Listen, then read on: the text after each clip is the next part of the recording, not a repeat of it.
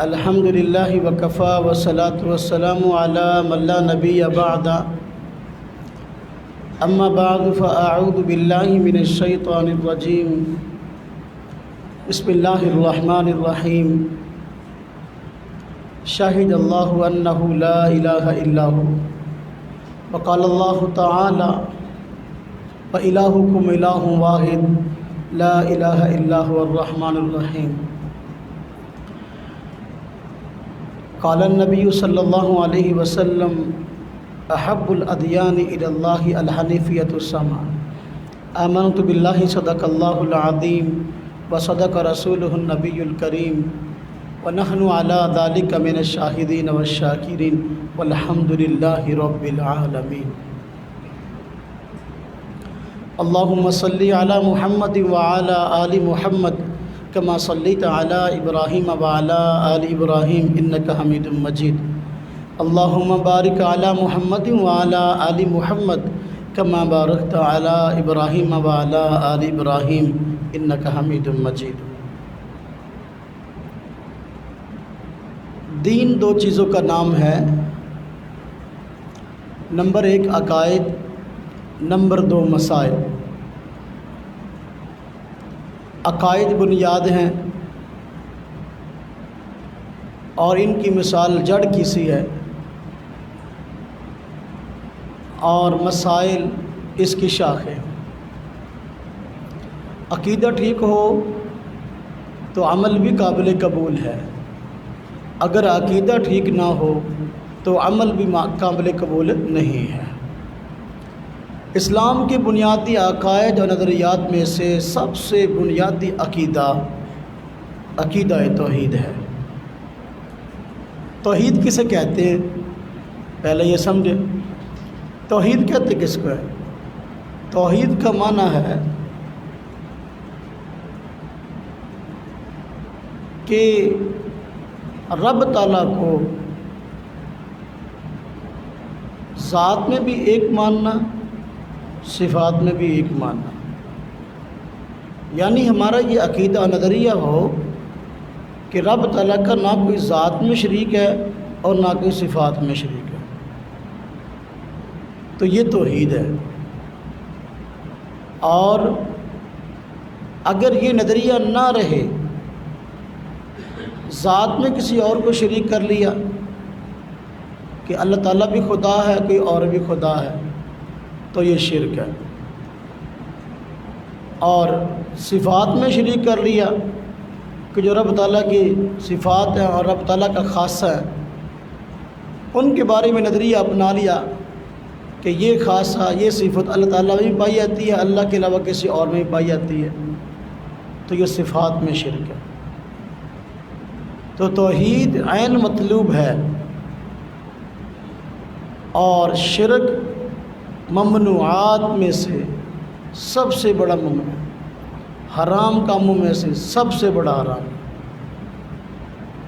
اللہ تبارک و تعالیٰ نے جتنے انبیاء علیہ والسلام انسانیت کی ہدایت کے لیے بھیجے، حضرت آدم علیہ والسلام سے لے کر حضور نبی پاک صلی اللہ علیہ وسلم تک،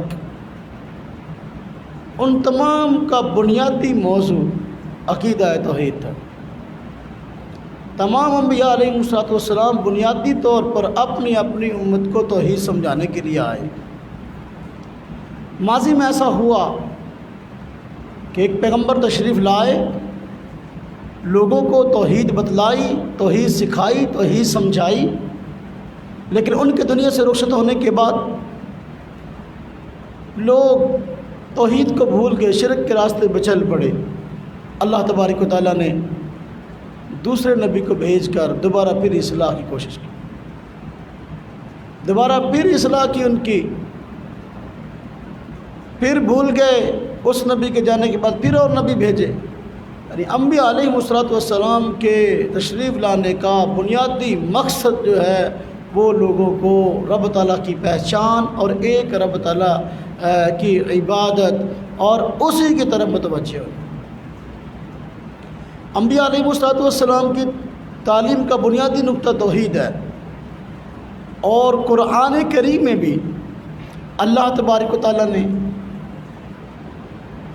تمام چیزوں سے زیادہ، سب سے زیادہ توحید کو سمجھایا ہے۔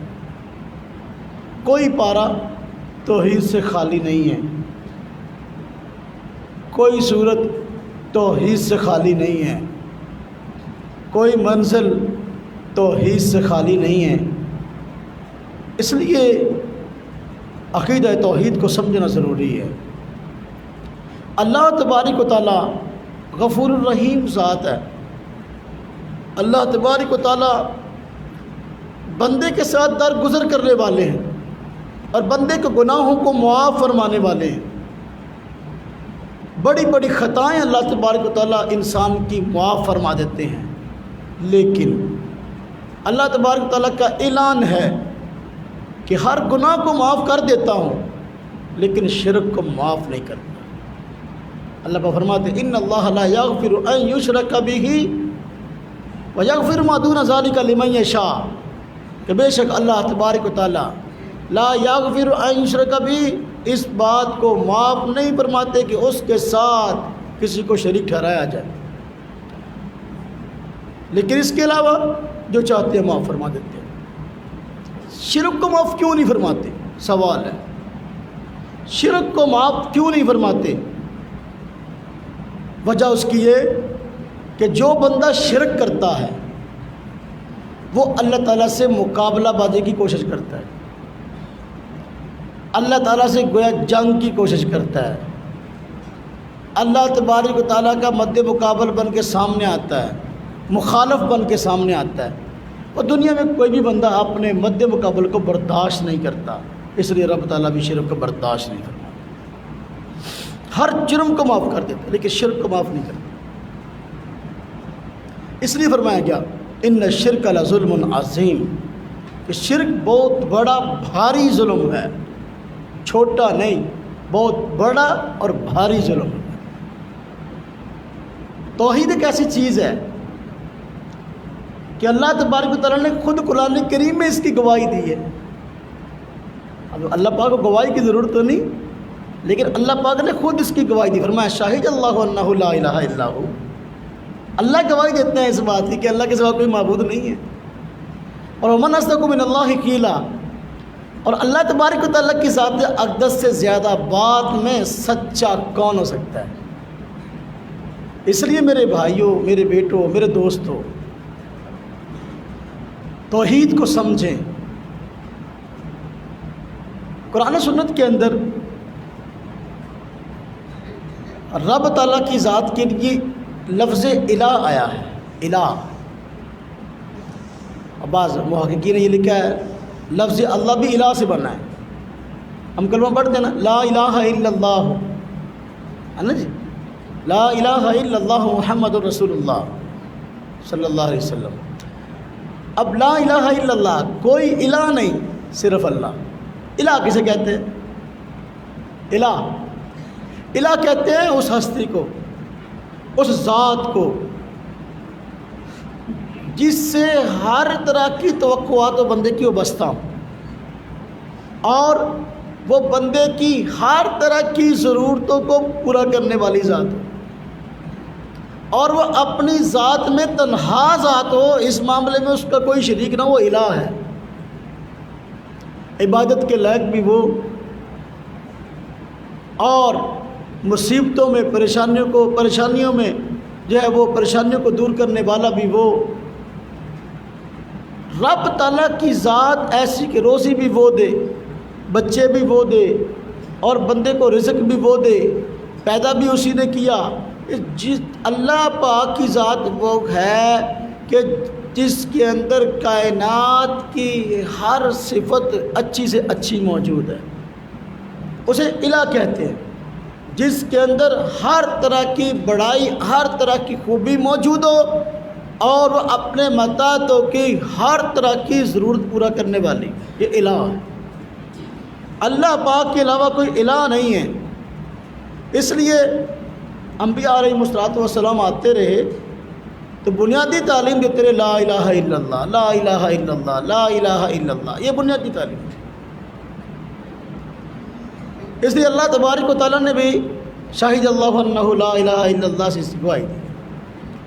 اللہ پاک خود فرماتے ہیں وَإِلَٰهُكُمْ إِلَٰهٌ وَاحِدٌ، تمہارا معبود صرف ایک معبود ہے، لا الہ الا ہو، اللہ کے علاوہ کوئی معبود نہیں ہے، هو الرحمن الرحیم، وہی رحمان اور وہی رحیم ہے۔ رحمان وہ ذات جس کی رحمت کائنات کی ہر چیز کو عام ہو، رحیم وہ ذات جس کی رحمت کائنات کی ہر چیز کو عام بھی ہو اور وہ کائنات کی ہر چیز پر کامل اور مکمل رحم فرمانے والا بھی ہو۔ اللہ تبارک تعالیٰ کے علاوہ کسی کی صفت ہے نہیں رحمان ہونے کی اور رحیم ہونے کی، تو لہذا الہ صرف اللہ کی ذات ہے۔ اللہ پاک کے علاوہ کوئی معبود نہیں، اللہ کے علاوہ صرف ہم عام طور پر الہ کا ترجمہ معبود کرتے ہیں، معبود بھی ہیں رب تعالیٰ، صرف معبود نہیں۔ الہ کا معنی، الہ کا معنی وہ ذات کہ جس سے ہر طرح کی توقعات انسان کی بستہ ہو اور وہ انسان کی ہر طرح کی ضرورت کو پورا کرنے والی ہو، جس کے اندر معبود ہونے کی اور بڑی سے بڑی ذات ہونے کی ہر طرح کی صفت موجود ہے، وہ الہ۔ شرک شرکت سے ہے بھی ایک کام ایک شخصیت کرتی ہے، اس میں دوسرے کو بھی شریک کر لینا، بھی یہ کام یہ بھی کرتا ہے اور یہ بھی کرتا ہے، یہ شرک ہے، دوسرے کو شریک کر لینا۔ رب تعالیٰ کی ذات کے ساتھ کسی کو ساتھ ملا لینا کہ عبادت اللہ کی بھی ہے غیر اللہ کی بھی ہے، اب دیکھو شرک ہو گیا۔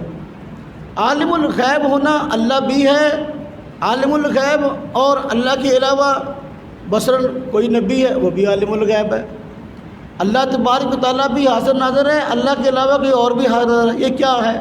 شرک ہے۔ اللہ تبارک و تعالیٰ مختار کل، ہر طرح کا اختیار اللہ کے پاس ہے، اللہ کے علاوہ کسی اور کے پاس بھی، یہ شرک ہے۔ اللہ تبارک و تعالیٰ کی ذات جو ہے وہ ہر طرح کی مشکلات کو حل کرنے والی، یہ توحید ہے، اور اس کے علاوہ کسی اور کے متعلق کہنا کہ یہ بھی مشکلات کو حل کرتی ہے، یہ شرک ہے۔ تو شرک اللہ پاک کو برداشت نہیں، اللہ پاک معاف نہیں کرتے۔ وجہ جو بندہ شرک کرتا ہے اللہ پاک سے مقابلہ بازی پہ اتر آتا ہے، اللہ کی مخالفت پہ اتر آتا ہے، اللہ کا مخالف بن کے سامنے آتا ہے، اس لیے اللہ تبارک تعالیٰ شرک کو معاف نہیں کرتے۔ میں 2-3 مثالیں دیا کرتا ہوں اس بات کو سمجھانے کے لیے، پھر میں آگے بات چلاتا ہوں۔ وقت بھی تھوڑا ہوتا ہے، بات کو بھی سمجھانا ہوتا ہے، میں کچھ مثالیں دیا کرتا ہوں شرک کو سمجھانے کے لیے کہ بھی دیکھو اپنا مد مقابل کوئی بھی برداشت نہیں کرتا، کوئی بھی اپنا مد مقابل برداشت نہیں کرتا۔ مثلا اب دیکھو دنیا کا نظام ہے، پوری دنیا کے اندر اللہ تبارک و تعالیٰ نے لوگوں کو عارضی حکمرانی دے رکھی ہے، کوئی کسی علاقے کا بادشاہ اور کسی علاقے کا بادشاہ ہے کہ نہیں ایسا؟ حکومت کسی کی اور کسی کی۔ اب آپ مجھے بتاؤ کہ یہ جو حکومت کے اقتدار کے چاہنے والے لوگ ہیں، یہ چاہتے ہیں کہ ہمارے علاوہ کوئی اور اقتدار پہ آئے؟ جو آج اقتدار پہ ہے وہ چاہے گا میرے علاوہ کوئی اور آئے، یا میرے ساتھ کسی کی حکومت ہو، یا مجھے اتار دیا جائے کوئی اور آ جائے؟ بھائی دنیا کے مناسب میں کوئی نہیں چاہتا، نہ شرکت چاہتا ہے، نہ کوئی اور چاہتا کہ جو میرا مقام ہے کسی اور کو دے دے، رب تعالیٰ کیا چاہے گا؟ اب دیکھو ہم یہ بات سب جانتے ہیں کہ اللہ تبارک و تعالیٰ نے مرد کو ایک سے زیادہ شادیوں کی اجازت دی ہے۔ اب یہ مسئلہ مردوں کو بھی معلوم ہے اور یہ مسئلہ عورتوں کو بھی معلوم ہے کہ مرد کو ایک سے زیادہ شادی کی اجازت ہے، لیکن آپ دیکھو کہ اگر عورت کو اس بات کا پتہ چلے کہ میرا خامند دوسری شادی کر رہا ہے، اس کو خوشی ہوتی ہے؟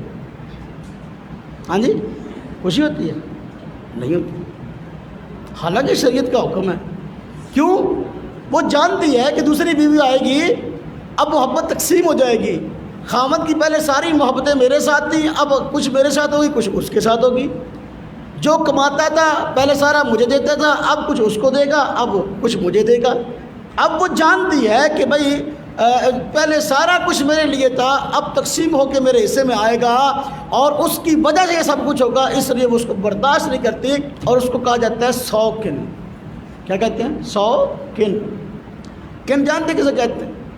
پہلے زمانہ میں جو ہے نا، یہ اب جدید سسٹم آگے گئی، یہ جو ریل گاڑیاں چلتی تھی نا، کوئلے سے چلتی تھی، آج بھی چلتی ہیں بعض کا، کوئلے سے چلتی تھی، وہ لوگ کوئلے کو جو ہے نا پہلے تپایا جاتا، پھر جو ہے نا اپنا اللہ آپ کا بھلا کرے ریل گاڑی چلتی تھی اس کے ذریعے، تو وہ کوئلے کو دہکاتے وقت بہت بڑا ایک انبار ہوتا تھا کوئلوں کا، جس سے جو ہے وہ ریل گاڑی کو جو ہے وہ انجن کو سٹارٹ کیا جاتا اور چلتا اس کے ذریعے، تو بس اوقات اس سے چنگاری اڑ کر جو ہے نا وہ آنکھ میں پڑ جاتی، اس کی وجہ سے آنکھ ضائع ہو جاتی، اسے کہتے ہیں کن، اسے کہتے ہیں کن، کہ وہ چنگاری اڑ کر ہاں جی آنکھ میں پڑ جائے اور اس کی وجہ سے آنکھ ضائع ہو جائے، اسے کہتے ہیں کن۔ تو جو بیوی دوسری آتی ہے وہ ہے 100 کن، یعنی ایک کن بندے کو برداشت نہیں ہے تو 100 کیسے برداشت ہوگا؟ سمجھ آئی بات؟ حالانکہ دیکھو یہ شریعت کا حکم ہے کہ بھئی ایک بندہ اپنی بیویوں کے اخراجات پورے کر سکتا ہے، ان کے حقوق پورے کر سکتا ہے، تو بھئی اس کو ایک سے زیادہ شادیوں کی اجازت ہے، لیکن اس کے باوجود طبی طور پر جو ہے بیوی کتنی بھی نیک کیوں نہ ہو، تہجد گزار کیوں نہ ہو، اشراق اوابین کی پابند کیوں نہ ہو، اس کے اوپر جرے خامد دوسری شادی کر رہا ہے تو اس بیچاری کا حال کوئی نہیں رہتا۔ تو دیکھو عورت اپنا مد مقابل برداشت نہیں کر رہی، رب تعالیٰ کیسے کرے؟ یہ چھوٹا بچہ ہے، چھوٹا بچہ اپنا مد مقابل برداشت نہیں کرتا۔ آپ نے دیکھا، آپ میں سے کچھ حضرات ایسے ہیں جو بچوں والے ہیں، ہاں جی، تو کچھ پوتوں والے بیٹھے ہیں، بزرگ بھی بیٹھے ہیں، تو اب دیکھیں ذرا، ایسا ہوتا ہے کہ اللہ تبارک و تعالیٰ نے اگر پہلے بیٹا دیا ہے یا بیٹی دی ہے، اب اس کے بعد دوسرا بیٹا یا بیٹی آ گئی، جب دوسرا بیٹا یا بیٹی آتی ہے تو جو پہلا بیٹا یا بیٹی ہوتا ہے جب وہ نئے کو دیکھتا ہے تو اس کو دھکے دیتا ہے، مارتا ہے اس کو، یہ میری ماں کے ساتھ لیٹا ہوا ہے، یہ دودھ پی رہا ہے، وہ بچہ روتا ہے، چیختا ہے، چلاتا ہے، وہ پہلا بیٹا جو ہے نئے کو دیکھ کر اس کو مارتا ہے، ہاں جی، اس کے جو ہے نا وہ ناخن مارتا ہے، اس کے اوپر جھپٹتا ہے، اس جیسا بھی ہے اس کو برداشت نہیں ہے۔ کیوں برداشت نہیں ہے؟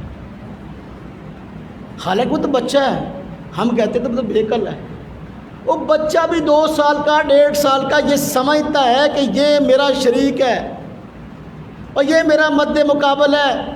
پہلے اس جگہ پہ ماں کے ساتھ میں سوتا تھا، پہلے ماں کی محبتیں ساری میرے ساتھ تھیں، پہلے ماں مجھے اٹھاتی تھی، اب اس کو اٹھا رہی ہے، تو پہلے مجھے کھلاتی تھی، اب اس کو کھلا رہی ہے، تو وہ دیکھتا ہے محبتیں تقسیم ہو گئی ہیں، یہ میرا شریک ہے، وہ اپنا شریک بچہ جو 1.5-2 سال کا وہ برداشت نہیں کرتا، رب تعالیٰ کیسے کرے؟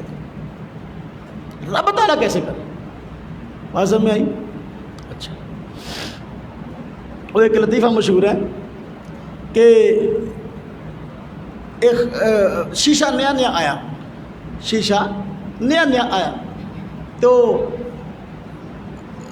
نیا آیا تو ایک خاتون نے شیشہ دیکھا نہیں تھا، خامند شیشہ لے کر آیا اور اس نے شیشہ گھر میں رکھ دیا، لیکن بیوی کو بتایا نہیں کہ شیشہ لایا ہوں اور یہ فلاں چیز ہے، ابھی اس کو تعارف نہیں تھا شیشے کا، وہ بیچاری کمرے کی صفائی کر رہی تھی دن کے وقت، اچانک دیکھا تو ایک جگہ پر شیشہ پڑا ہوا ہے، اب اس کو نہیں پتا کہ یہ شیشہ ہے، اس نے فوراً اس کو یوں کیا، اس میں اپنی شکل نظر آئی، جب اپنی شکل نظر آئی تو فوراً پریشانی ہے، میرا خامد یہ گھر میں کوئی اور عورت، یہ کیا معاملہ ہے؟ ہاں جی، شادی میرے ساتھ اور موجیں اس کے ساتھ، یہ کیا معاملہ ہے؟ تو پریشان ہو گئی اور پریشانی کے عالم میں اپنی ساس کے پاس گئی، اور جگہ دیکھو اپنے بیٹے کی کرتوت، دیکھو شادی مجھ سے کی ہوئی ہے اور گھر کے اندر دیکھو اور عورتیں ہیں، اس نے کہا کون سی دوسری عورت ہے؟ اس نے شیشہ آگے کر دیا، اب اماں جی کو اپنی تصویر نظر آئی، جب اماں جی کو اپنی تصویر نظر آئی تو فوراً کہنے لگی بیٹی کوئی نہیں، صبر کرو، یہ بوڑھی ہے جلدی مر جائے گی، صبر کرو یہ بوڑھی ہے۔ تو دیکھو شرک برداشت نہیں کسی کو، تو اللہ کو کیسے برداشت ہو شرک؟ اب دیکھو ہم کہتے ہیں شیر جنگل کا بادشاہ ہے، شیر جنگل کا بادشاہ ہے۔ اب شیر جنگل کا بادشاہ ہے، شیر یہ چاہتا ہے کہ اور اپنا شیر آئے اور وہ جنگل کا بادشاہ بن جائے، چاہتا ہے نہیں۔ اس کو پتہ چل جائے تو فوراً بھی اور شیر بھی کوئی آ گیا ہے اور جنگل پہ حکمرانی کی بات سوچ رہا ہے، فوراً جا کے اس کو چیرنے پھاڑنے کی کوشش کرے گا اور بھگانے کی کوشش کرے گا۔ وہ ایک شیر کے بارے میں معروف ہے کہ وہ جنگل میں موجود تھا، تو ابھی ڈسپلن نہیں کہ بنا تھا جنگل کا، تو جو جانور اس کے ہاتھ آتا تو اس کو کھا لیتا۔ جنگل والے لوگ بڑے پریشان تھے، جو جانور تھے، انہوں نے سوچا بھی کیوں ایسا نہ ہو کہ ہم شیر صاحب سے کہیں کہ آپ جنگل کے بادشاہ ہیں تو کسی ڈسپلن کے ساتھ یہ کام کریں جو کھانے پینے کا ہے، ہم سب کو پریشان نہ کریں، ہمیں پتہ تو ہو بھی باری کس کی ہے، ہم میں سے ہر بندہ پریشان ہے، شاید صبح کو میری باری ہے، تو لہذا اس کے ساتھ کوئی میٹنگ کرو اور اس کو سمجھاؤ۔ چنانچہ سب شیر کے پاس گئے اور کہا کہ حضرت جی ایسے نہ کریں، آپ بغیر سوچے بغیر سمجھے ہر ایک پر حملہ کر دیتے ہیں تو ہم سب پریشان ہیں، لہذا آپ کو خوراک چاہیے تازی ہر روز، تو ڈیوٹی لگ گئی، فلاں دن فلاں اپنا نسل میں سے آ جایا کرے گا کوئی نہ کوئی، فلاں دن فلاں، فلاں دن فلاں، آپ اس کو کھا لیا کریں آرام سے، جنگل کے اندر پریشانی تاکہ باقیوں کو نہ ہو۔ چنانچہ عزت کے ساتھ، قدر کے ساتھ، ڈسپلن کے تحت ایک جانور آتا، شیر اس کو کھا لیتا۔ تو ایک دن ایسا ہوا کہ باری تھی لومڑی کی، لومڑی کی باری تھی، تو لومڑی کہنے لگی بھی آج میری باری تو ہے، شیر کھائے گا، لیکن جو ہے میں بھی اپنا آپ دکھا کے رہوں گی، کسی نہ کسی طریقے سے شیر سے جان چھڑانی ہے۔ تو گئی اور جو وقت طے تھا نا اس سے لیٹ گئی تو ہانپتی ہوئی، کانپتی ہوئی، گھبرائی ہوئی وہاں گئی۔ شیر نے کہا کیا ہوا؟ تو کہنے لگی بات کیا ہونا ہے، مسئلہ یہ ہے کہ میں آپ کی خوراک بننے کے لیے آ رہی تھی، تو راستے میں ایک جگہ پر دوسرا شیر جو ہے مجھے نظر آیا اور مجھے کہنے لگا کہ تو میری خوراک بن، تجھے میں کھاؤں گا۔ تو میں نے اس سے کہا نہ یہ زیادتی ہے، میں نے تو اپنے بادشاہ دوسرے جو ہے شیر صاحب ان کی خوراک بننا ہے۔ تو وہ میرے پیچھے بھاگا اور اس نے حملہ کیا، میں بچتی ہوئی بچاتی ہوئی آپ کے پاس ہانپتی کانپتی ہوئی پہنچی ہے۔ اس نے کہا اچھا اور بھی کوئی شیر آ گیا جو کہ میرے مقابلے کے اندر اپنا راج یہاں چلا رہا ہے، کون ہے مجھے دکھاؤ ذرا۔ وہ لے گی اس کو پانی کے کنویں پر لے گئی، پانی کے کنویں پہ لے گئی، پانی کا کھو جن کہنے کھو پہ لے گئی، اور پانی کے کھو پہ لے گئی تو اب کیا کہ اس کو کہا بادشاہ سلامت نیچے دیکھیں ذرا، نیچے دیکھیں وہ اندر ہے۔ اب اس نے اس طرح جھانک کر نیچے دیکھا تو اس کو اپنا سایہ نظر آیا، شیر کو اپنا سایہ، وہ سمجھا کہ یہ دوسرا ہے، فوراً اس کو مارنے کے نیچے چھلانگ لگا دی، چھلانگ لگائی تو لومڑی کی جان چھوٹی۔ اب یہ دیکھو شیر انسان نہیں ہے، عقل نہیں ہے، لیکن اس کے باوجود دیکھ لیں کہ اپنا مد مقابل برداشت نہیں کرتا۔ رب تعالیٰ کی ذات اپنا مد مقابل کیسے برداشت کرے گی؟ اس لیے اللہ پاک ہر جرم کو معاف کر دیتے ہیں لیکن شرک کو معاف نہیں فرماتے۔ ذات میں شرک ہو تب بھی معاف نہیں فرماتے، صفات میں شرک ہو تب بھی معاف نہیں فرماتے۔ توجہ کرنا ذرا، وقت کم ہے، میں نے بات زیادہ سمجھانی ہے۔ ذات میں شرک ہو اس کو اللہ پاک معاف نہیں فرماتے، لیکن جتنی رب تعالیٰ کی ذات نے توحید کی تلقین فرمائی لوگوں کو، انبیاء کے ذریعے جو ہے ان کو سمجھایا اب شرک کو نہیں کرنا، شرک اتنا ہی زیادہ پھیل چلا گیا اور اس میں شیطان کا بہت بڑا ہاتھ ہے۔ اب جب قرآن نازل ہوا تو اس وقت ایسے طبقات موجود تھے جو کہ ذات میں بھی شرک کے قائل تھے، صفات میں بھی شرک کے قائل تھے۔ ذات اور مصیبت یہ ہے کہ مشرک مانتا نہیں ہے کہ میں نے شرک کیا، بلکہ اپنے شرک کو توحید کا نام دیتا ہے۔ تاریخ میں جب بھی مشرک نے شرک کیا اور اس کو کہا گیا تو شرک کر رہا ہے، وہ کہتا میں شرک کب کر رہا ہوں، میں تو توحید کا قائل ہوں، میں توحید پرست ہوں۔ اب دیکھو مثلا عیسائی ہیں، عیسائی کہتے ہیں خدا تین ہے، عیسائی کہتے ہیں خدا تین ہے۔ تین خدا کون سے؟ اس میں عیسائی فرقوں کا بہت زیادہ اختلاف ہے، لیکن بار کیا وہ کہتے ہیں اللہ تعالیٰ خدا ہے، روح القدس حضرت جبریل خدا ہے، اور جو ہے وہ حضرت عیسیٰ علیہ السلام خدا ہے۔ اب تینوں کہتے ہیں کہ یہ تین خدا ہے۔ ہم کہتے ہیں جب یہ تین خدا ہے تو یہ تو شرک ہو گیا۔ اللہ پاک فرماتے الہکم الہ واحد، اور انجیل کے اندر بھی اب ایک اللہ کی عبادت کرو، تو پھر یہ تو شرک ہو گیا، اور یہ ذات میں شرک کہتے ہیں نہیں، تین مل کر ایک ہیں، تین مل کر ایک ہوئے، تو یہ تین خدا نہیں بلکہ ہم کہتے ہیں یہ تین تو ہیں لیکن تین مل کر ایک ہیں، لہذا ہم توحید کے قائل ہیں، ہم شرک کے قائل نہیں، تین مل کر ایک خدا ہوا۔ حالانکہ پاگل بندہ بھی یہ بات سمجھتا ہے کہ بھئی تین مل کر ایک کیسے ہوا، تین تین ہوتا ہے اور ایک ایک ہوتا ہے۔ جب یہ بات ہے، اللہ تبارک و تعالیٰ نے قرآن کریم کے اندر ان کے بارے میں صاف بتایا، عیسائیوں کے بارے میں فرمایا وَلَا تَقُولُوا ثَلَاثَةٌ، نہ کہو خدا تین ہیں، انتہوا خیر لکم، باز آ جاؤ تمہارے لیے یہی بہتر ہے۔ فرمایا لَقَدْ كَفَرَ الَّذِينَ قَالُوا إِنَّ اللَّهَ ثَالِثُ ثَلَاثَةٍ، وہ لوگ کافر ہیں جو کہتے ہیں خدا جو ہے، اللہ تعالیٰ جو ہے تین میں سے تیسرا ہے۔ تو اللہ پاک نے صراحتاً اس کو کفر قرار دیا اور بتایا کہ یہ شرک ہے، لیکن اس کے باوجود عیسائی کہتے ہیں کہ ہم تو توحید کے قائل ہیں، ہم تو جو ہے شرک کرتے ہی نہیں۔ تو مشرک کو یہ سمجھانا یہ بہت مشکل ہے کہ بھئی یہ شرک ہے، حالانکہ شرک ہوتا ہے وہ مانتا نہیں بلکہ اپنے شرک کو توحید کا نام دیتا ہے۔ دیکھیں مشرکین مکہ کا یہ حال تھا کہ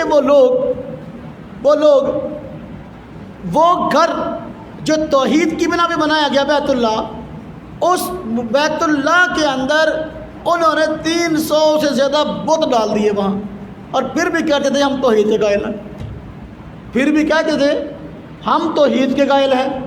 تو بیت اللہ بتوں سے بھر دیا، اور ہر وقت ان کے آگے پڑے رہتے، گرے رہتے، سجدے کرتے، منتے مان سب کچھ کرتے، پھر بھی کہتے ہم تو توحید کے قائل ہیں۔ تو مشرک مانتے نہیں کہ میں نے شرک کیا۔ یہودی کہتے ہیں ہم تو بہت بڑے توحید پرست ہیں، ہم شرک کرتے ہی نہیں ہیں، جبکہ یہودی جن انبیاء کی نبوت کے قائل ہیں تو ان انبیاء کی قبروں کو انہوں نے سجدہ گاہ بنا لیا۔ میں آگے جا کے اس بات کو تفصیل ذکر کروں گا۔ حضور نبی پاک صلی اللہ علیہ وسلم فرمایا کہ اللہ پاک یہود و نصارہ پہ لعنت کرے، انہوں نے اپنے نبیوں کی قبروں کو سجدہ گاہ بنا لیا، تم ایسا نہ کرنا۔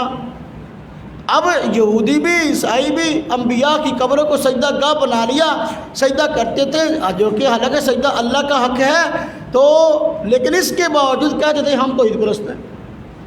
اس لیے آج ایک مسئلہ تو یہ ہے کہ توحید کو سمجھیں، نمبر 2 شرک کیا ہے اس کو سمجھیں، کہیں ایسا نہ ہو توحید کے نام پر ہم شرک کر رہے ہو۔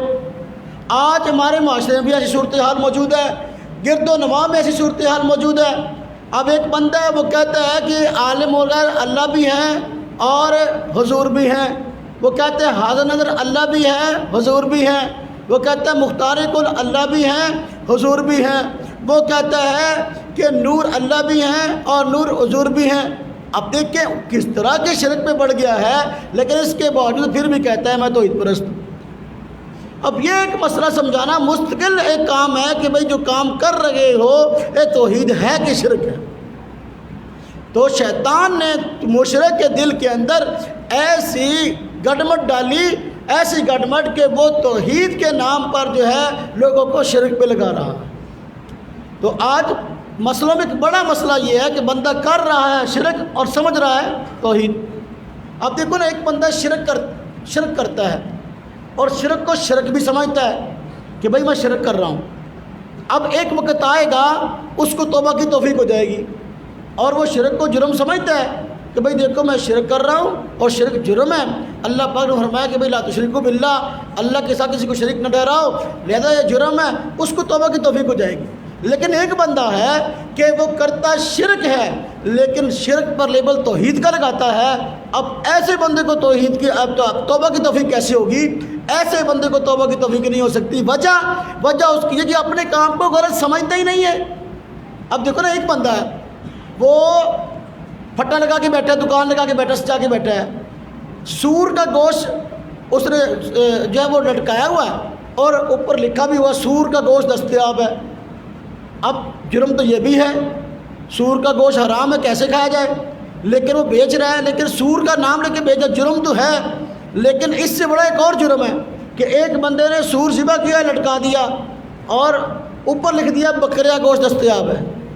یہ ڈبل جرم ہے کہ بیچ رہا ہے سور اور نام لگا رہا ہے بکرے کا، یہ ڈبل جرم ہے۔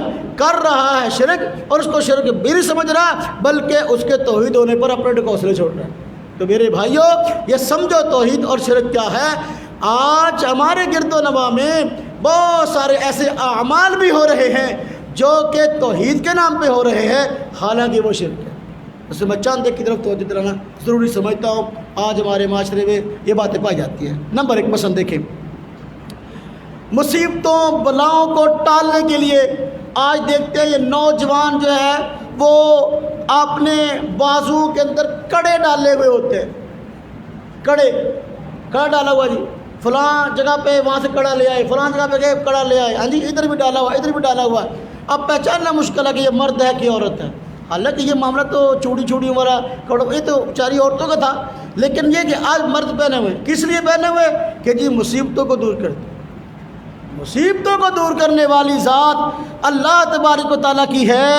اگر ایک بندہ اپنے بازو کے اندر کڑا پہنے ہوئے ہے اور اس کڑے کو سمجھتا ہے کہ یہ میری مصیبتوں کو دور کرے گا، یہ شرک ہے اور نوجوان کو چاہیے اس سے باز آ جائے۔ مسند احمد میں روایت ہے، امام احمد رحمۃ اللہ علیہ کی مسند ہے، اس میں روایت ہے کہ حضور نبی پاک صلی اللہ علیہ وسلم نے ایک شخص کے ہاتھ میں پیتل کا چھلا دیکھا، اس نے پیتل کا چھلا پہنا ہوا ہے۔ آپ صلی اللہ علیہ وسلم نے پوچھا یہ کیا ہے؟ اس نے کہا کمزوری سے نجات پانے کے لیے پہنا ہوا ہے، یعنی میں نے کمزوری ہے چھلا تاں پایا میں کمزوری دور ہو جائے۔ آپ صلی اللہ علیہ وسلم نے کیا فرمایا؟ ہاں جی آپ نے فرمایا اسے اتار دو، یہ تمہیں کمزوری کے علاوہ کچھ نہ دے گا، انہیں تینوں اور کمزور کر دینا، تیرا عقیدہ بھی کمزور کر دینا، تینوں عہدہ بھی کمزور کر دینا، یہ تجھے کمزوری کے علاوہ کچھ نہ دے گا۔ اگر پہنے ہوئے تمہیں موت آ گئی تم کبھی بھی نجات نہ پاؤ گے۔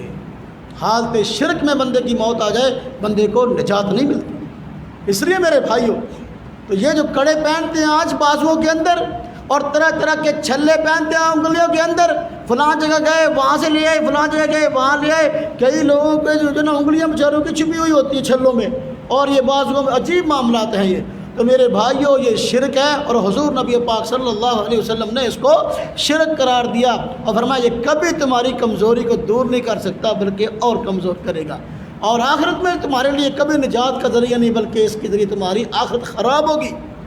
اب مثلا دیکھو دوسرا کام، آج ایک سسٹم یہ بھی ہے، مختلف جگہ پر لوگ جاتے ہیں تو مختلف طرح کے ناگ خرید کر لاتے ہیں، گونگے اور سپیاں خرید کر لاتے ہیں، اور مختلف طرح کے دھاگے مختلف کلروں کے لے کے آتے ہیں۔ آپ وہ کیوں لاتے ہیں کہ یہ جی گونگے سپیاں اور یہ ناگ جو ہیں یہ مصیبتوں کو دور کرتے ہیں، یہ آفتوں کو دور کرتے ہیں۔ فلاں جگہ سے گئے جی اتنے کا لے کے آئے، وہ اس کی کوئی حیثیت نہیں ہے، ہاں جی یہ فیروزہ ہے اور یہ فلاں ہے، یہ خالص شرک ہے، یہ اس کو مؤثر بالذات سمجھنا۔ یاد رکھیں ایسے گونگے اور سپیاں اور ایسے ناگ جو فیروزے شروزے پہنتے ہیں نا، اس کو مؤثر بالذات سمجھ کر یہ مصیبتوں کو دور کرنے والا ہے، یہ عین توحید کے خلاف ہے اور یہ شرک ہے۔ ساری مصیبتوں کو دور کرنے والی ذات اللہ کی ہے، اللہ تبارک و تعالیٰ کے علاوہ اور کوئی ذات جو ہے وہ مصیبتوں کو دور کرنے والی نہیں ہے۔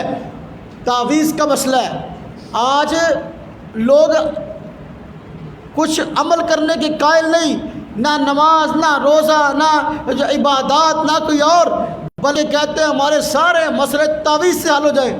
کوئی بندہ بھی تعویذ گنڈا شروع کرتا ہے تو اس کے پاس مردوں عورتوں کا رش لگ جاتا ہے۔ آج کے دور میں سب سے زیادہ مؤثر کاروبار یہ ہے تعویذ اور گنڈے کا۔ لوگوں نے بڑی بڑی کوٹھیاں بنا لی ہیں تعویذ گنڈے کی، لیکن ایک بات یاد رکھنا، تعویذ شریعت کے اندر اگر قرآن و سنت کی روشنی میں ہے تو وہ جائز ہے، ہم اس کی تائید کرتے ہیں، لیکن وہ تعویذ جو قرآن و سنت کے خلاف ہے اور جس کے اندر جو ہے غیر اللہ سے مدد مانگی گئی یا کالا علم کیا گیا، جادو کیا گیا، ایسے تعویذ حدیث پاک کے اندر ایسے گونگے اور سپیاں، ایسے نگ جن کو مؤثر بالذات سمجھ کر پہنا جاتا ہے کہ بھئی یہ مصیبتیں دور کرے گا، یہ شرک ہے، اور حضور نبی پاک صلی اللہ علیہ وسلم نے اس کو شرک قرار دیا۔ آپ نے فرمایا من تعلق تمیمۃ فقد اشرک، جس بندے نے تمیمہ لٹکایا اس نے شرک کیا۔ تمیمہ کیا چیز ہے؟ یہ جو لوگوں نے لال دھاگے پہنے ہوئے، کسی نے کالا پہنا ہوا، فلاں جگہ سے لے کے آؤ۔ آج عیسائی بھی، عیسائی اللہ معاف فرمائے، عیسائی جو ہے وہ کہتے ہیں آ جاؤ بھائی مصیبتیں دور کرو، آ جاؤ بھائی جن کی شادیاں نہیں ہو رہی وہ اکٹھے ہو جاؤ، سارے جتنے نامرد ہیں سارے اکٹھے ہو جاؤ، ہاں جی تم نامردوں کو مرد بنا دیں گے جن کی شادیاں نہیں ہو رہی، ہاں جی محبوب قدموں میں 2 دن کے اندر آ جائے گا۔ اب ہر کالا اور چٹا وہ کرتے ہیں، لوگ عیسائیوں کے پاس جاتے ہیں یہ کام کرنے کے لیے۔ میرے بھائیو، عیسائی بد عقیدہ بندہ کیسے قرآن اور سنت کے مطابق تمہیں تعویذ دے گا؟ جس بندے سے تعویذ لینے کے لیے گئے ہو پہلے اس کا عقیدہ دیکھو کیسا ہے۔ اگر وہ عقیدہ تن ٹھیک ہے، نیک متقی پرہیزگار ہے، اور اس کے بارے میں تمہیں غالب گمان ہے کہ یہ تعویذ قرآن اور سنت کے مطابق دے گا، اس کا دیا ہوا تعویذ ٹھیک ہے اور اس کو پہننے میں حرج نہیں ہے، اور ایسے تعویذات کا ثبوت قرآن اور سنت میں موجود ہے، اس میں میرا مستقل بیان موجود ہے۔ لیکن یہاں پر تمیمہ بتایا گیا جس کی میں اب نفی کر رہا ہوں۔ تمیمہ قرآن اور سنت کے تعویذ کو نہیں کہتے، بلکہ ایسے تعویذ کو کہتے ہیں جس میں غیر اللہ سے مدد مانگی گئی، اور بدروحوں سے مدد مانگی گئی، جنات سے مدد مانگی گئی، شیاطین سے مدد مانگی گئی، اور جن کو مؤثر بھی ذات سمجھ کے پہنا گیا۔ کیا مطلب مؤثر بھی ذات کا؟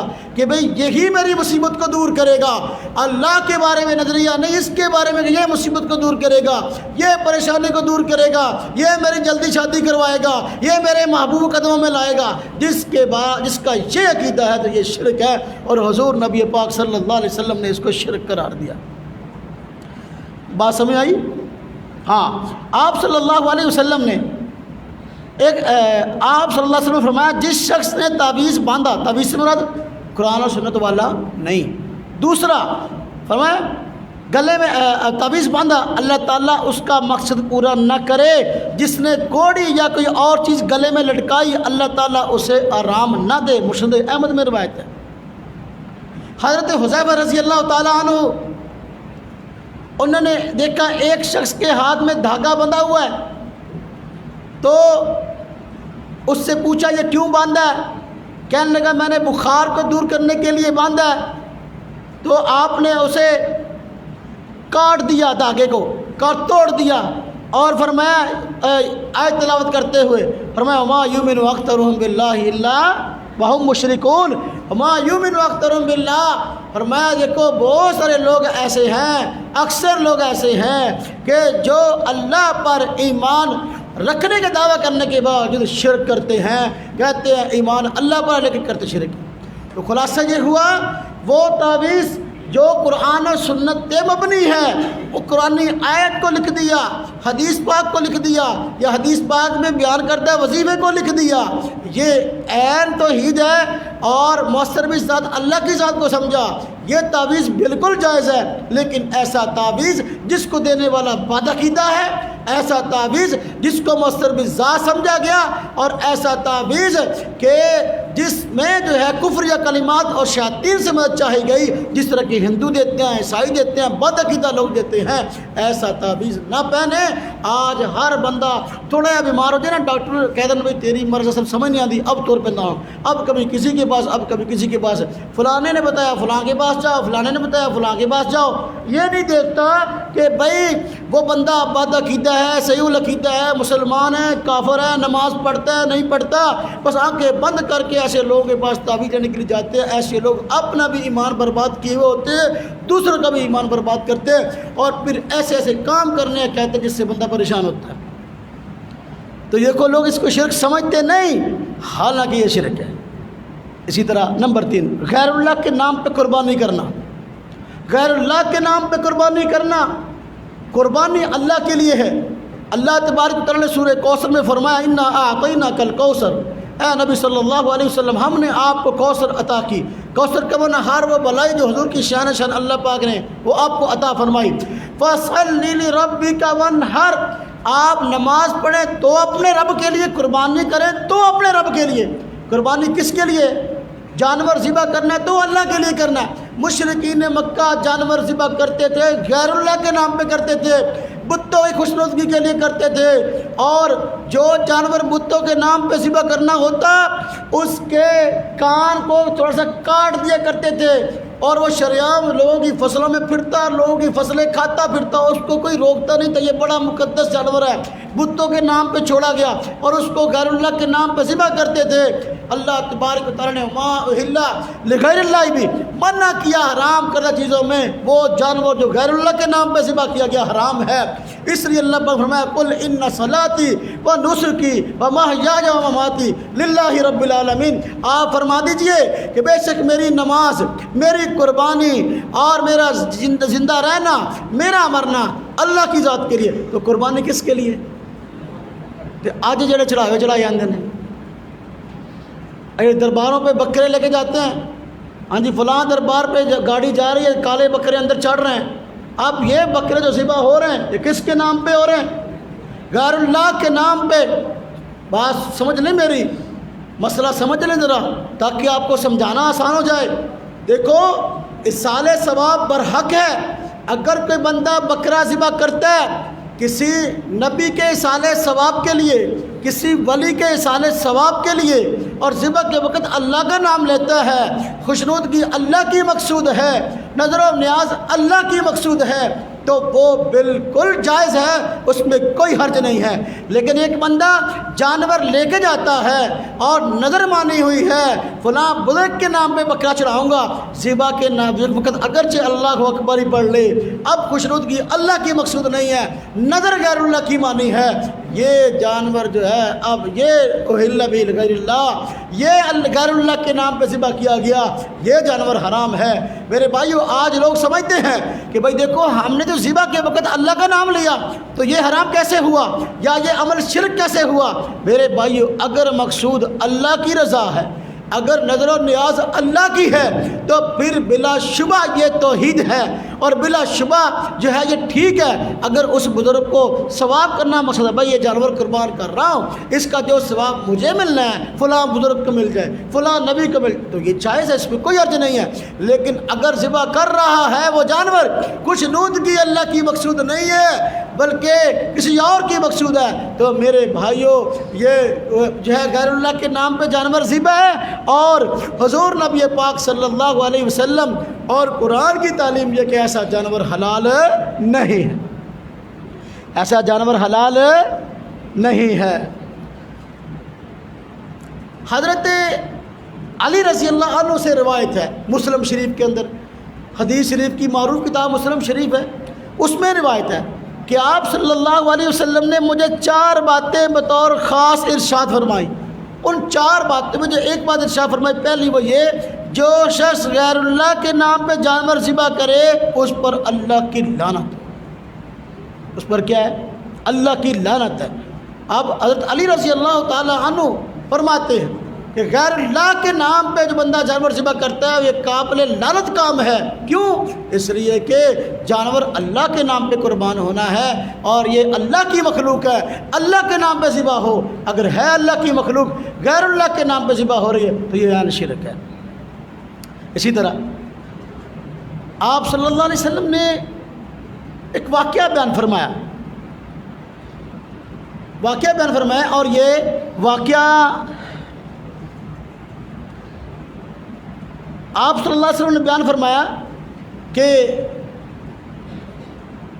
ایک شخص مکھی کا چڑھاوا چڑھانے کی وجہ سے دوزخ میں چلا گیا، اور ایک بندہ نہ چڑھانے کی وجہ سے جنت میں چلا گیا۔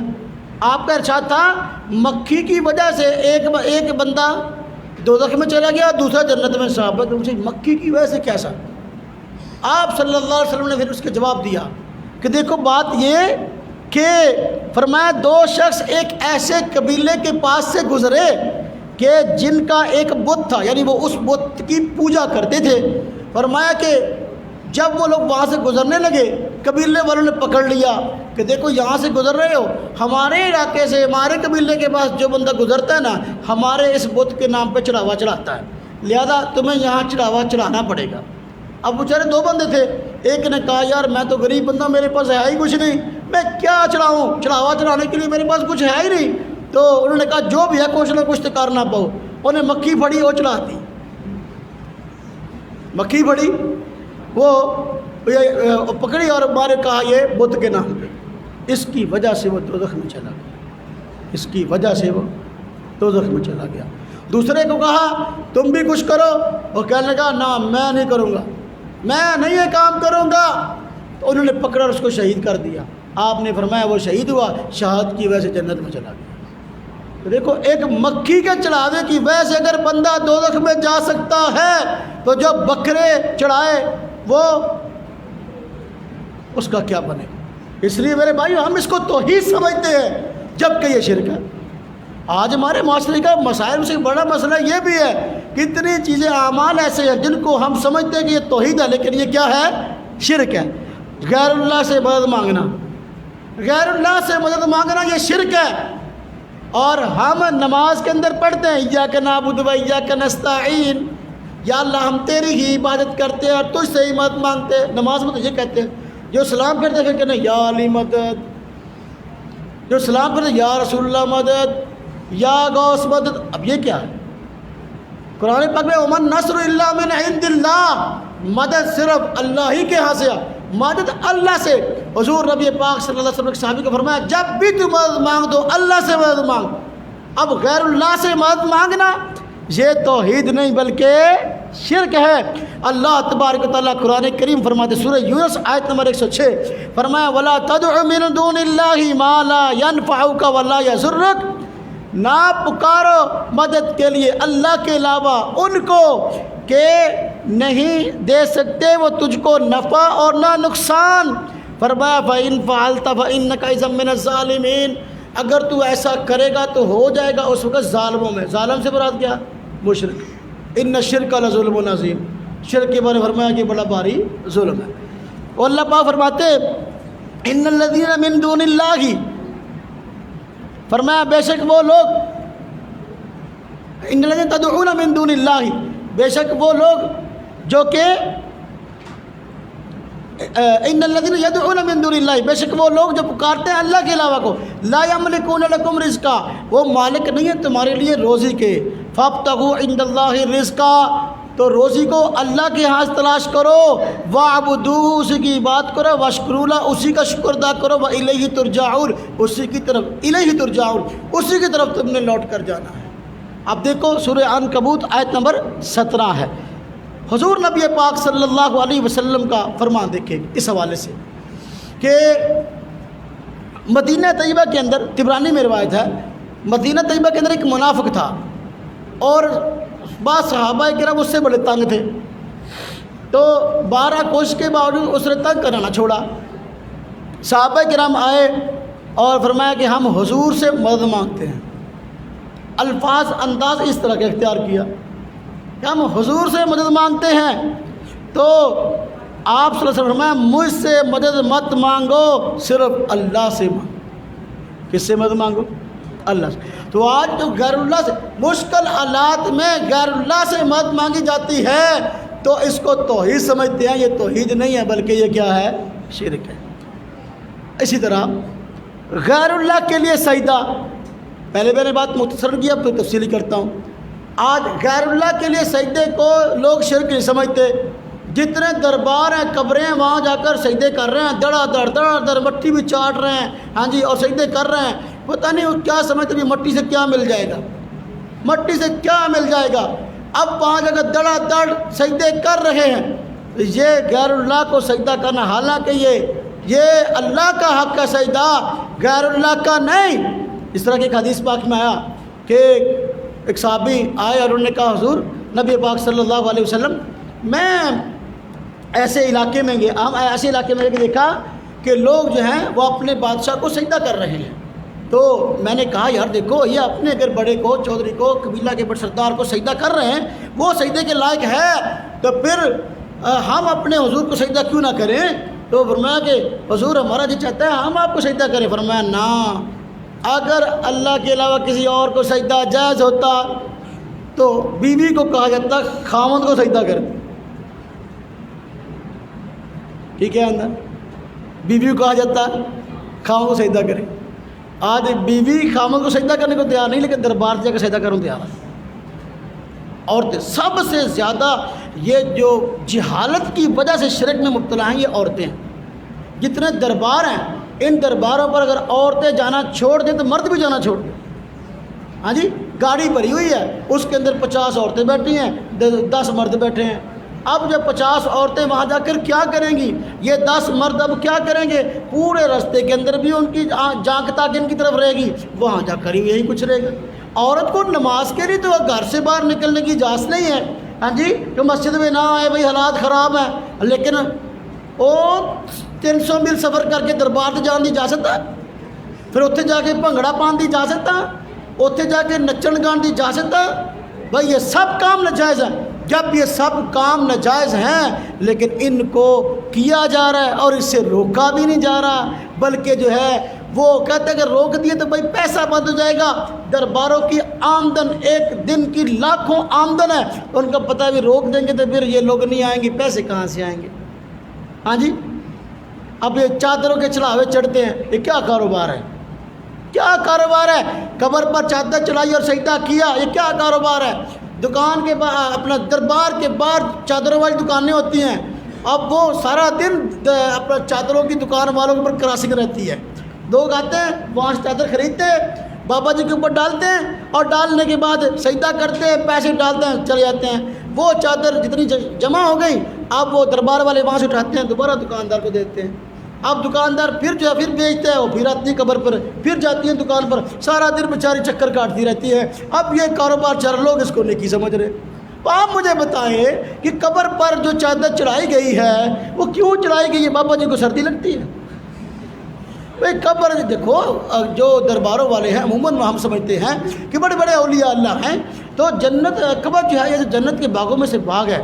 ہاں جی، ان کے حق میں جو اولیاء کرام ہیں ان کو تمہاری چادر کی ضرورت نہیں، تمہارے پھولوں کی ضرورت نہیں ہے، تمہارے چادر کی ضرورت نہیں اور تمہارے پھولوں کی ضرورت نہیں ہے. حضور نبی پاک صلی اللہ علیہ وسلم انتقال کا وقت ہے. حضرت سیدہ عائشہ صدیقہ رضی اللہ تعالی عنہا فرماتی ہیں کہ بخاری شریف میں روایت ہے اور مسلم شریف میں بھی روایت ہے، فرمایا جب آپ صلی اللہ علیہ وسلم پر نزع کا وقت طاری ہوا، شدت تکلیف کی وجہ سے کبھی آپ صلی اللہ علیہ وسلم چہرہ انور پر چادر ڈال لیتے اور جب دم گھٹنے لگتا تو چہرہ کھول دیتے. اسی کیفیت میں آپ صلی اللہ علیہ وسلم فرمایا یہود و نصارہ پر اللہ کی لعنت ہو، انہوں نے اپنے انبیاء کی قبروں کو سجدہ گاہ بنا لیا ہے. گویا آپ صلی اللہ علیہ وسلم اس تکلیف میں بھی مسلمانوں کو یہود و نصارہ کہ اس طرز عمل سے بچنے اور دور رہنے کی تلقین فرما رہے تھے. اگر آپ، یہ عائشہ فرما رہی ہیں، اگر آپ صلی اللہ علیہ وسلم کا ارشاد گرامی نہ ہوتا اور آپ صلی اللہ علیہ وسلم کی قبر مبارک کو سجدہ گاہ بنا لیے جانے کا خدشہ نہ ہوتا تو آپ صلی اللہ علیہ وسلم کی قبر مبارک بھی دوسری قبروں کی مانند کھلی جگہ بنائی جاتی. کون فرما رہا ہے؟ حضرت عائشہ صدیقہ کہ حضور صلی اللہ علیہ وسلم قبر پرستی سے کتنے پریشان تھے. بخاری شریف میں روایت ہے، یہ وہ کتاب جس کی حدیثیں عام سب کے یہاں مقبول ہیں.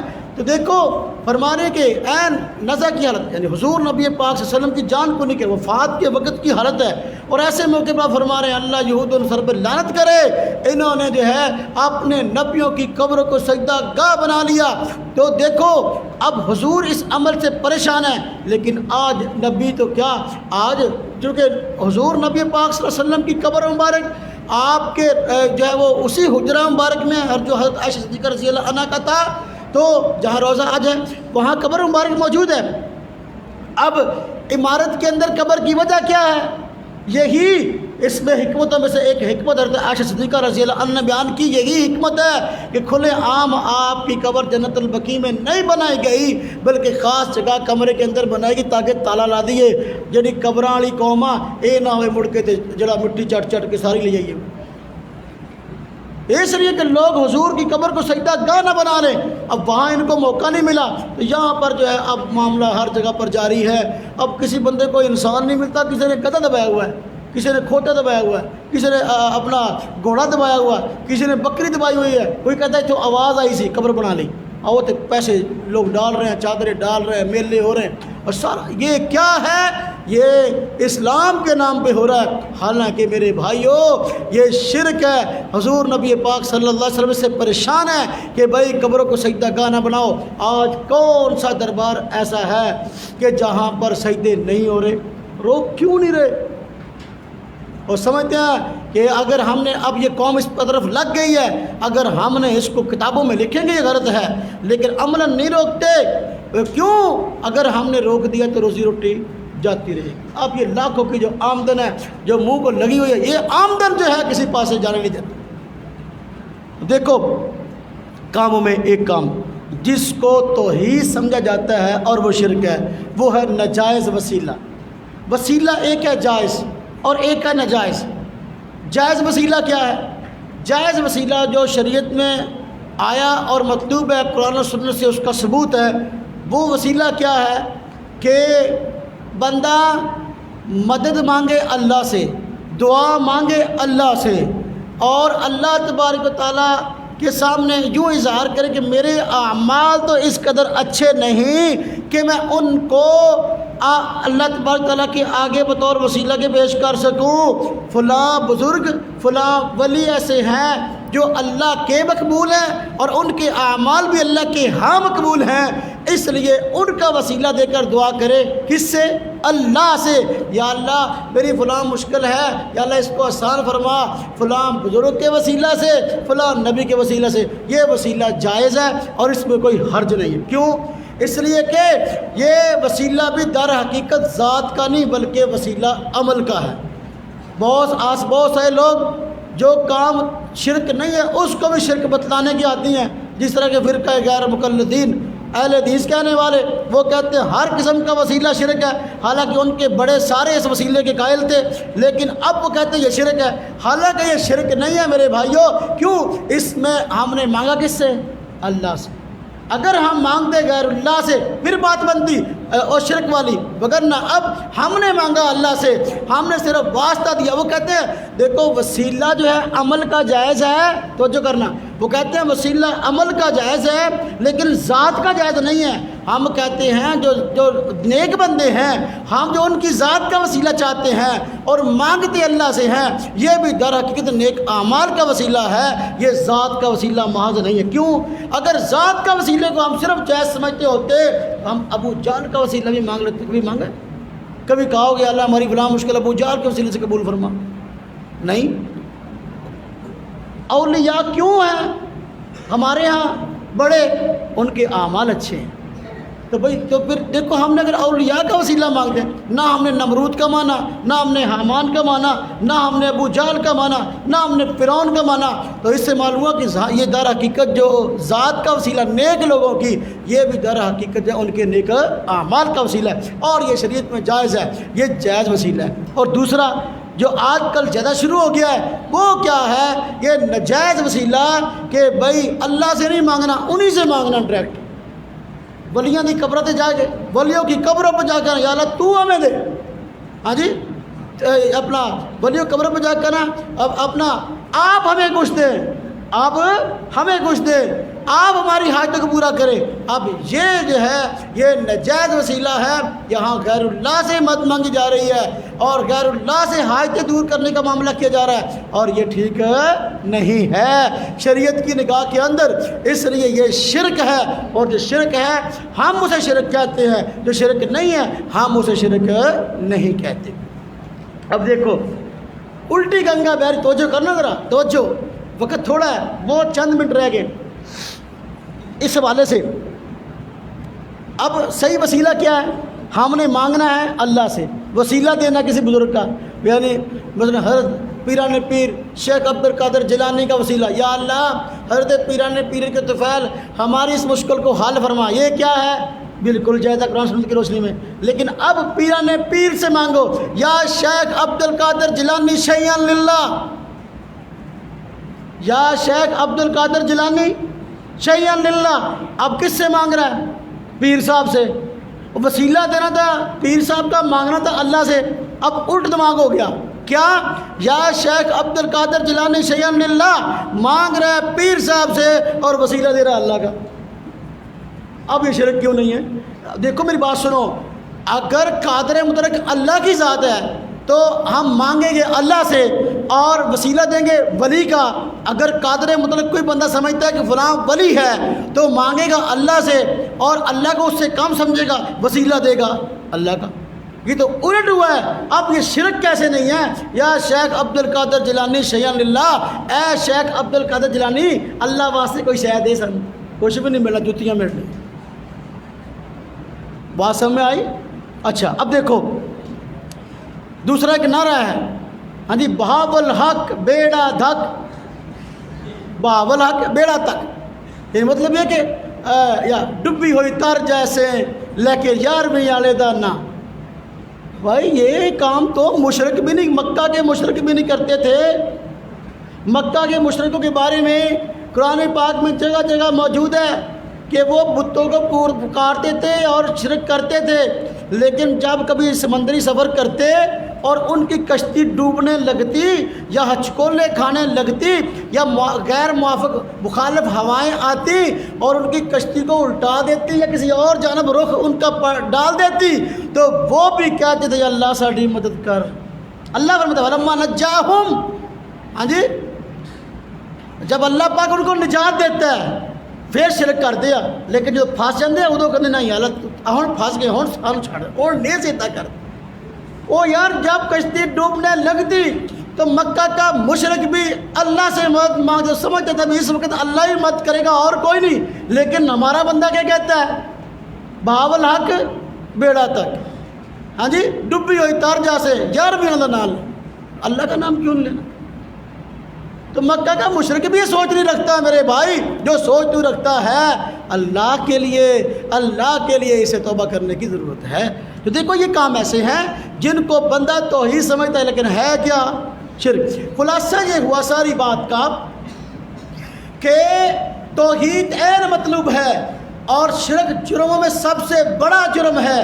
توحید کو اپنانے کا حکم ہے اور شرک سے بچنے کا حکم ہے. اللہ تبارک و تعالیٰ نے توحید کو جگہ جگہ قرآن کریم میں بیان کیا ہے. بعض لوگوں کو توحید کا حیضہ بھی ہو جاتا ہے. حیضے کا مطلب بھئی توحید ماننی چاہیے، توحید اچھی چیز ہے. بعض لوگ توحید کی آڑ میں اولیاء کرام کی توہین کرتے ہیں.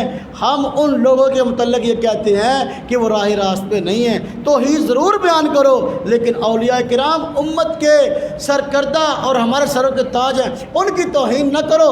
فرقہ غیر مقلدین اور یہ اپنے آپ کو اہل حدیث کہنے والے توحید کی آڑ میں بزرگوں کی توہین کرتے ہیں. یہ سراسر غلط ہے، سراسر ظلم ہے. ہم کہتے ہیں توحید بیان کرو لیکن توحید کا ایسا حیضہ نہ ہو کہ بندہ شریعت کی حدود کو بھلانگ جائے. شیطان کو حیضہ ہوا کہ نہیں ہوا توحید کا؟ شیطان کو ایسا حیضہ ہوا توحید کا کہ اللہ تعالیٰ نے کہا آدم کو سجدہ کرو، کہنا میں نہیں کرنا. یعنی یہ اتنا بڑا توحید پرست بننے کی کوشش کر رہا تھا کہ اللہ کے کہنے پہ بھی آدم کو سجدہ نہیں کیا. تو توحید اچھی چیز ہے لیکن توحید کا حیضہ یہ اچھی چیز نہیں ہے، بلکہ توحید اپنانی چاہیے اور اللہ تبارک و تعالیٰ کو ذات میں ایک ماننا، صفات میں ایک ماننا، یہ عین مطلوب ہے.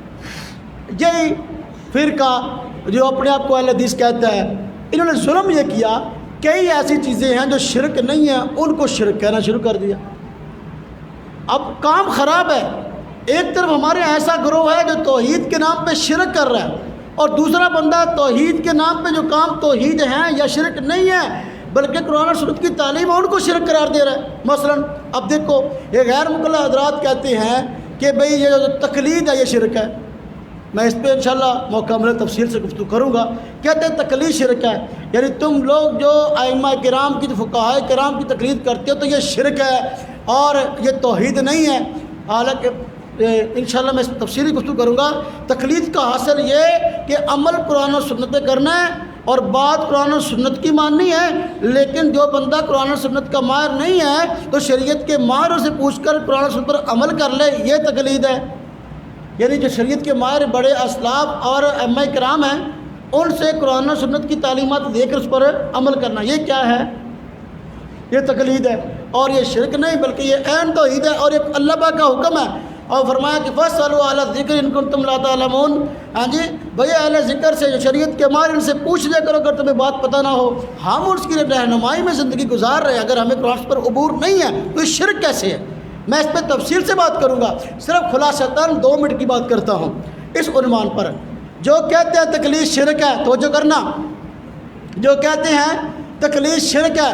آپ ان سے سوال پوچھو، ان کو کہو اگر تو اپنا تقلید شرک ہے تو پھر آپ کے بقول ہم مشرک ہوئے، کیا ہماری تمہارے ساتھ رشتہ داری جائز ہے؟ جائز ہی نہیں۔ قرآن کریم میں اللہ پاک نے منع فرمایا مشرکین سے نکاح نہ کرو، چاہے تمہیں اچھا ہی کیوں نہ لگے۔ اگر ہم مشرک ہیں تمہیں غیرت کا مظاہرہ کرتے ہوئے کرنا چاہیے، نہ ہمارے ساتھ رشتہ لو نہ ہمیں رشتہ دو۔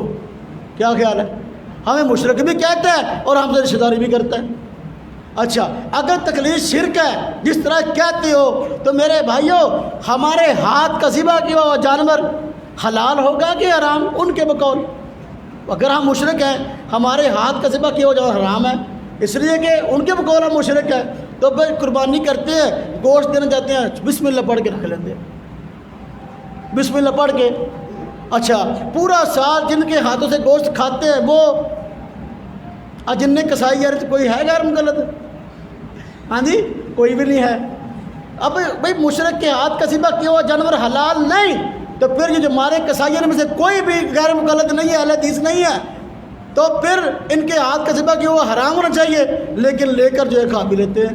ایک کیسی ہے دیکھو، زبان سے کہہ رہے ہیں تقلید شرک، مقلد مشرک، لیکن عملاً جو ہے عملاً اپنے اس بیان کو واپس لے رہے ہیں۔ اچھا، میں کہ بھائی تقلید شرک ہے، اس بات پہ آؤ، اگر کوئی بندہ کسی مشرک کا جنازہ پڑھا دے، کسی مشرک کا جنازہ پڑھا دے، اور نہ صرف یہ کہ جنازہ ہی نہیں ہونا بلکہ جو ہے اپنا اب اللہ بھلا کرے جنازہ پڑھانے والا ایمان سے خارج ہو جائے گا، ایمان سے خارج ہو جائے گا، اس کا نکاح بھی ٹوٹ جائے گا۔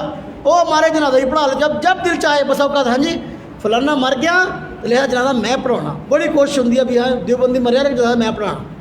تم مشرک بھی کہتے ہو جنازے ہی پڑھاتے ہو، ہمارے یہاں کتنے جنازے ایسے ہوئے ہیں کہ ہمارے جنازے تھے لیکن جو ہے بڑی کوشش سے دھنگا مشتی سے یا چلاکی سے آگے بڑھ کر جو ہے نا آگے جنازہ پڑھا دیا۔ ہاں جی، مشرک بھی کہتے ہو ہمارے جنازہ ہی پڑھاتے ہو۔ مشرک کا جنازہ پڑھانے سے اپنے دارالفتہ سے فتویٰ تو لو، مشرک کا جنازہ پڑھانے سے کیا تمہاری توحید باقی رہی کہ تم خود جو ہے کسی کھاتے اور میں چلے گئے ہو؟ اب دیکھو یہ جو قبرستان ہے، یہ قبرستان یہ ہمارے ہیں، اور یہ شرعی مسئلہ ہے کہ بھائی جو ہے وہ توحید پرست مشرکوں کے قبرستان میں دفن نہ ہو بلکہ ان کا قبرستان الگ اور ان کا قبرستان الگ ہو، تو پھر اب جو ہے ہمارے قبرستان کے اندر تم دفن ہو رہے ہو، یہ شرع ٹھیک ہے؟ یہ شرع ٹھیک ہے نہیں ہے۔ تو میرے بھائیوں جو لوگ تقلید کو شرک کہتے ہیں تو عملاً جو ہے وہ اس نظریے کے قائل نہیں، بلکہ ان کا یہ زبان جو ہے یہ اور دل ایک نہیں ہے، زبان سے کہتے ہیں تقلید شرک ہے لیکن عملاً جو ہے ایسی بات نہیں ہے۔ جب ہم کہتے ہیں ثابت کرو یہ کیسے شرک ہے، پھر کہتے ہیں کوئی نہیں آپ سارے توحید والے مل کے آپ دوسرے کا مقابلہ کریں، بات سمجھ میں؟ تو میرے بھائیو جو شرک ہے اس کو توحید نہ کہیں، جو توحید ہے اس کو شرک نہ کہیں۔ توحید توحید ہے، شرک شرک ہے، اس چیز کا بہت خیال رکھیں اور اس مسئلے کو سمجھیں، اور اللہ تبارک و تعالیٰ جو ہے ہمیں دین کا صحیح فہم عطا فرمائے۔ ایسے معاملات کے اندر جو ہے وہ بندے کو سمجھداری سے کام ہے، جذبات سے نہیں۔ ہم کسی کے جذبات نہیں بھڑکاتے، ہم کسی کے جذبات۔ ایک سوال کا جواب دے کے میں بات ختم کرتا ہوں۔ جو لوگ مختلف اعمال کے اعتبار سے شرک میں پڑے ہوئے ہیں وہ اپنی صفائی دینے کے لیے ایک دلیل دیتے ہیں کہ ہم شرک نہیں کر رہے، ہم شرک نہیں کر رہے۔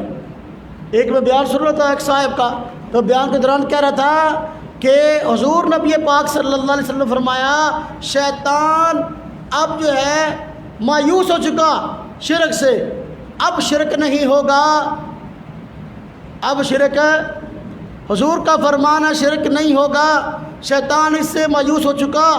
آج جو ہم اعمال کرتے ہیں اگر یہ شرک ہیں تو پھر حضور نبی پاک نے فرمایا کہ شرک نہیں ہوگا، تو اس کا جواب کیا ہے؟ معلوم ہوا کہ ہم شرک نہیں کر رہے، ہم صحیح کر رہے ہیں۔